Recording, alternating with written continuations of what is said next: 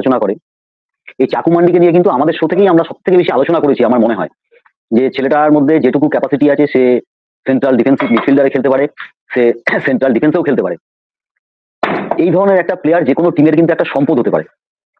তো আজকে আমরা এটা গর্ববোধ করি আমরা যে আমাদের ক্লাব এমন একজন প্লেয়ারকে সিলেক্ট করে রেখেছে যে আজকে সন্তোষ ট্রফি জয়ী দলের ক্যাপ্টেন, তার নেতৃত্বে প্লেয়াররা খেলেছে।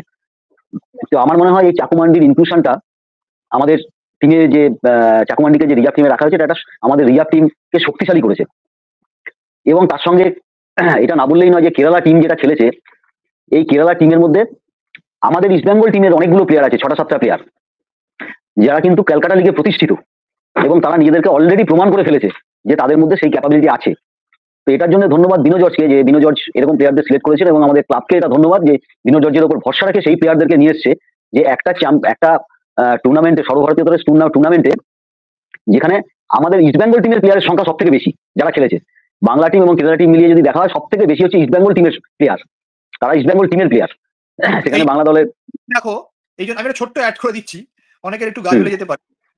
এই জন্যই তুমি দেখো যে আজকে যখন বাংলা চ্যাম্পিয়ন হলো তখন আমি দেখলাম কলকাতার বড় বড় ক্লাবের বিভিন্ন কর্মকর্তারা গিয়েছেন এবং মন্ত্রী মশাই তো ছিলেনই সংবর্ধনা দিতে। সেখানে সবার গলায় এই লাল হলুদ উত্তরীয় দেখেছি, ক্যাপ্টেনের গলায় একটু সরু করে সবুজ মেরুন উত্তরীয় দেখেছি, কিন্তু সবুজ মেরুনের সেরকম প্রেজেন্স নেই, সবুজ মেরুনের সেরকম প্রেজেন্স দেখলাম না। তার একটাই কারণ আমার মনে হয় যে ওই দলটার মধ্যে ওদের খেলোয়াড় কি ছিল না, একজনও নেই। আমি ওইটাই, আমাকে একজন সকালে প্রশ্ন করছিল, আমি বললাম যে আমি পুরোটা জানি না, কারণ কলকাতা লিগ পুঙ্খানুপুঙ্খ আমি দেখিনি, বিজয় দাস সঞ্জিত দেখেছে, থাকলেও হাতে গোনা, প্লেইং ইলেভেনে আমার খুব একটা সেরকম কিছু মনে পড়ছিল না, সুতরাং আমি হয়তো খুব ভুল বলি।